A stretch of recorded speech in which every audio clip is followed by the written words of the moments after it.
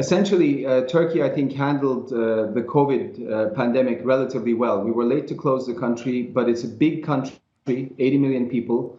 And as soon as it started spreading, like any other country, of course, the government first looked at hospital capacity. Turkey's done really well over the years, investing in hospital capacity for the past 2 decades. That's why death rates are probably so low. We've had 140,000 infected people and only 3,800 deaths. So this is one of the lowest death rates in Europe. Now, the main reason there, as I said, is the number of ICU beds available. But like many other countries, of course, ventilators became in short supply. And I've never seen a period in my life where you're prepared to pay any price for a product and you can't buy it. And ventilators were such.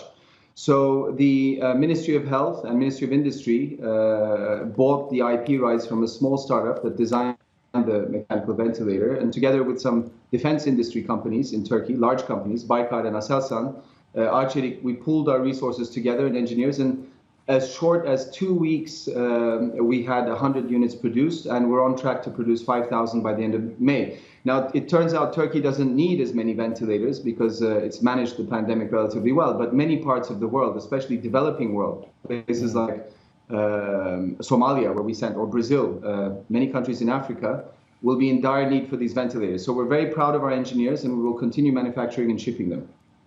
What does it mean from a business perspective? Of course, we've mentioned that you are particularly big in the white goods space across Europe. Are you continuing with that side of your production line, or has that all been halted for now and you're purely focusing on ventilators? And when do you see a return perhaps to normal operations at your business? Well, we're a global business, so actually the advantage of being a global business, we experienced what happened in China very early and the precautions taken there, which we implemented across the globe. We have 23 production facilities in 9 countries, and all of those countries except South Africa and Pakistan continue production today. As you know, white goods are as essential maybe to ventilators, to people in ICU beds who need to breathe, to people who are in lockdown in their homes, because food security is only possible with refrigeration, hygiene is only possible with your washing machine, dishwasher. So I think it was very important to society that we continue producing through this period, which we have been doing.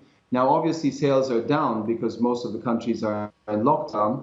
However, I think we've weathered this period relatively well. And if in a normal year, the global appliance business grows by about 2 to 3%, this year we'll probably see a 2 to 3% contraction. Most of that coming from Asia and Asia Pacific, I believe.